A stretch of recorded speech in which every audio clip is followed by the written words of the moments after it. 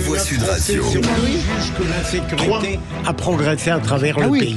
3 mots dans l'actu avec Félix Mathieu. Bonsoir Félix, 3 mots qui sont rente, dignité et frappe. Gabriel Attal promet des propositions d'ici juin pour taxer les rentes, une réponse à l'incendie qui couve dans son groupe Renaissance. Même la présidente de l'Assemblée, Yaël Braun-Pivet, critique son idée de durcir l'assurance chômage.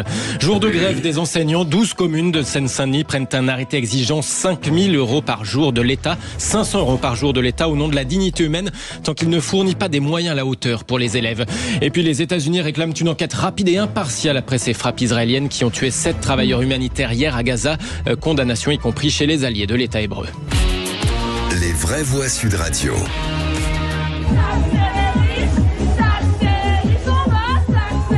Oui, bon, on va se calmer, on n'en est pas là. Gabriel Attal n'en est pas à scander. On veut taxer les riches dans des manifs. Pour autant, le Premier ministre a dégainé cette annonce en mode pompier devant son groupe Renaissance.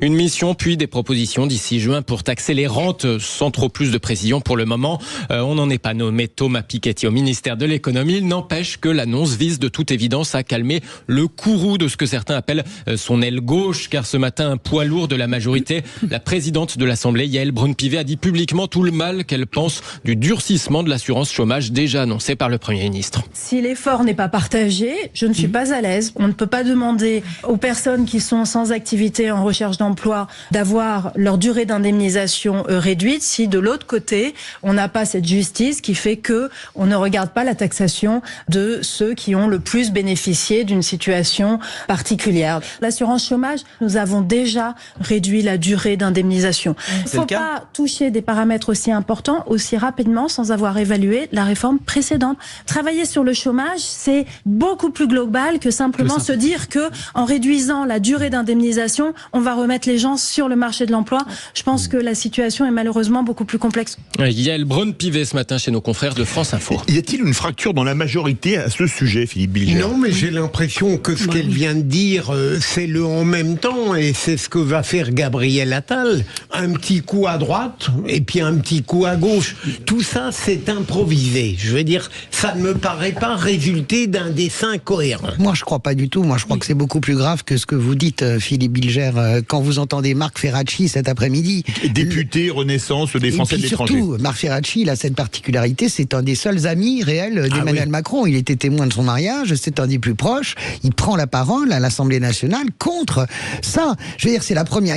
Là, véritablement, Gabriel Attal est en but, littéralement, à une levée de bouclier qui n'a rien à voir avec un petit coup à gauche, un petit coup à droite. Ils ont vu les sondages, ils regardent et ça va ne faire que s'effondrer. C'est pas possible, si vous voulez. Ça tombe sous le sens. Dans un moment pareil, réduire encore la assurance chômage, c'est complètement suicidaire politiquement et je pense qu'Attal va être obligé de reculer. Sophie Gauguin. Non, mais encore une fois, tout ça, c'est de la mise en scène et je pense beaucoup de communication, c'est-à-dire que Gabriel Attal essaye de lancer des ballons d'essai. Il le savait que le déficit serait à ce niveau-là, que ce serait difficile. Hein. Ah oui, la Banque de France l'avait annoncé à la fin de l'année. Donc moi, je maintiens quand même qu'ils ont caché une partie de la vérité aux Françaises et aux Français et qu'aujourd'hui, comme à chaque moment, ils tentent de trouver des voies de passage qui ne seront pas celles-là à la fin, malheureusement. Mais encore une fois, les classes moyennes seront ponctionnées, me semble-t-il. Deuxième mot, dignité. 12 communes de Seine-Saint-Denis prennent un arrêté pour attaquer l'État sur le manque de moyens des établissements scolaires, Félix. Romainville, Montreuil, La Courneuve, Bobigny, Bagnolet, Pantin, ces villes de gauche ont toutes pris un arrêté qui ordonne à l'État de leur payer 500 € par jour jusqu'à ce qu'ils mettent des moyens à la hauteur des besoins éducatifs. Les syndicats du département réclament par exemple 5000 postes d'enseignants, 3000 de vie scolaire. Ils dénoncent la vétusté de certains bâtiments. Bref, un département moins bien loti que les autres. Des arrêtés municipaux sur le fondement de la dignité de la personne humaine. C'est la jurisprudence Morsan-sur-Orge quand le Conseil d'État avait autorisé une maire à interdire le lancer de nains sur sa commune.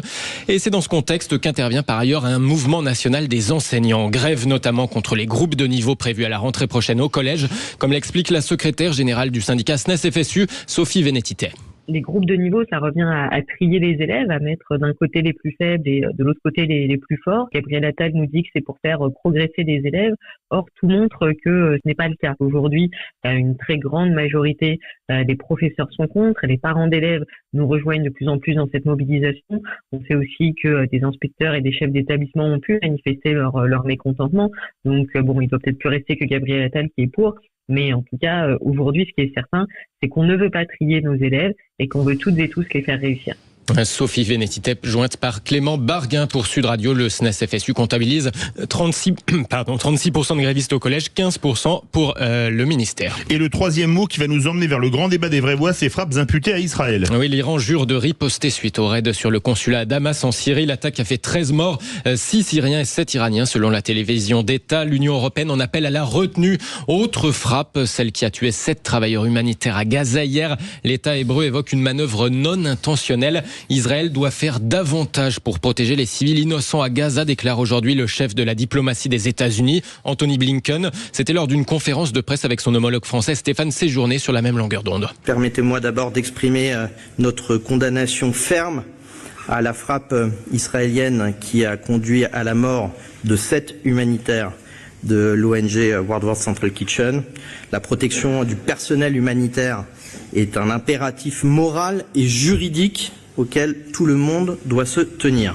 Les États-Unis réclament une enquête rapide et impartiale donc sur cette frappe, et ça nous amène évidemment au grand débat des vraies voix, Philippe. Tout de suite.